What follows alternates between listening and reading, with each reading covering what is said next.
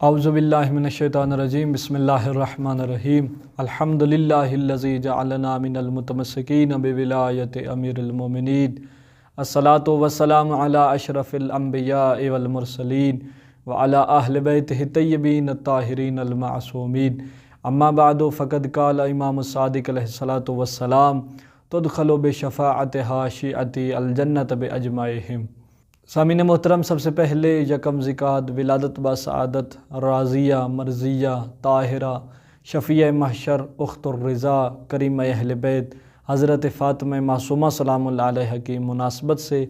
آپ تمام مومنین و مومنات کی خدمت میں اور خصوصاً بالخصوص وارث زمان شہنشاہ معظم حضرت بقیت اللہ العظم عجل اللہ فرج شریف کی بارگاہ میں ہدیہ تبریک و تہنیت پیش کرتا ہوں۔ سامعین محترم، آپ کے سامنے جناب امام صادق علیہ الصلوۃ والسلام کے ایک حدیث کہ جس میں امام صادق علیہ الصلوۃ والسلام ارشاد فرما رہے ہیں تدخل بشفاعتها شیعتی الجنۃ باجمعہم۔ سامعین محترم، حدیث کے اس حصے سے پہلے امام صادق علیہ الصلوۃ والسلام ارشاد فرما رہے ہیں کہ میرے اولاد میں سے ایک خاتون کم میں دفن ہوگی کہ جس کا نام فاطمہ معصومہ سلام اللہ علیہا ہوگا، اور اس کی شفاعت سے میرے تمام شیعیان جنت میں داخل ہوں گے۔ تو سامعین محترم، جو کہ کم عقیدہ لوگ ہیں وہ یہ اعتراض کرتے ہیں کہ یہ ایک ایسی خاتون ان کے پاس عصمت کبریٰ کا عہدہ نہیں ہے بلکہ عصمت صغریٰ کا عہدہ ہے، تو وہ کیسے شفاعت کر سکتی ہیں؟ تو اس کم عقیدہ لوگوں کو جواب دینے کے لیے ہم اس روایت سے استدلال کر سکتے ہیں کہ جو امیر المومنین علی بن ابی طالب علیہ الصلوۃ والسلام سے روایت ہے کہ جناب رسول خدا صلی اللہ علیہ وسلم نے مجھے فرمایا کہ یا علی، میرے اس دنیا سے جانے کے بعد آپ کی ملاقات میرے ایک محب سے ہوگی کہ جس کا نام اویس کرنی ہوگا، اور اس کو میری محبت میں شہید کیا جائے گا۔ روایت کے الفاظ ہیں کہ جناب رسول خدا صلی اللہ علیہ وسلم نے ارشاد فرمایا یدخل فی شفاعتہ مثل ربیعۃ و مضر،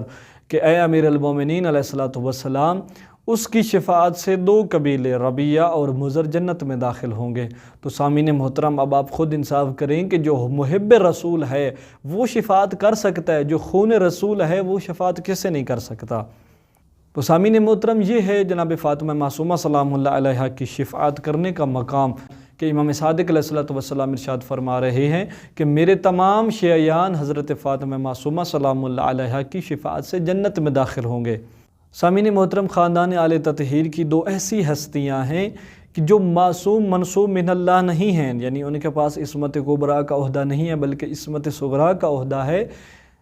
تو ایسی وہ ہستیاں ہیں کہ جن کو وقت کے امام نے کہا ہے کہ میں آپ پر قربان۔ تو سامعین محترم، پہلی ہستی ہے شہنشاہ وفا حضرت ابوالفضل العباس علیہ الصلوۃ والسلام۔ روایات کہتی ہیں کہ میدان کربلا میں جب حضرت ابوالفضل العباس علیہ الصلوۃ والسلام نے وفا کا حق ادا کیا تو امام حسین علیہ الصلوۃ والسلام کی زبان اطہر سے یہ کلام جاری ہوا نفسی لنفسک الفدا، کہ میری جان آپ پر قربان ہو۔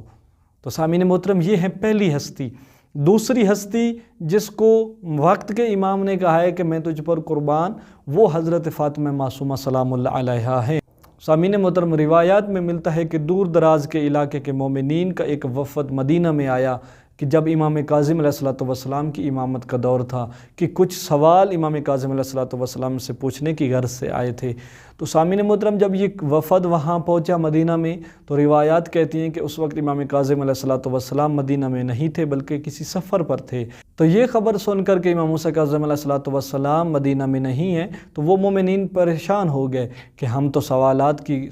کے جوابات پوچھنے کی غرض سے آئے تھے، تو ہمیں جوابات تو نہیں مل سکیں گے۔ تو اس وقت جب یہ مومنین پریشان ہوئے تو روایات کہتی ہیں کہ جناب معصومہ سلام اللہ علیہ نے اپنی کنیزان کو کہا کہ جب مومنین کو کہو اپنے سوالات پیش کرو، میں ان کے جوابات دیتی ہوں۔ تو سامعین محترم، کنیزوں نے آ کر مومنین کو کہا تو مومنین نے وہ سوالات جناب فاطمہ معصومہ سلام اللہ علیہ کی خدمت میں پیش کیے۔ روایات کہتی ہیں کہ اس وقت جناب معصومہ سلام اللہ علیہ کی 4 سال عمر مبارک تھی، اور سوالات بھی ایسے تھے کہ اس دور کے اس علاقے کے علماء اس کا جواب نہیں دے سکے تھے۔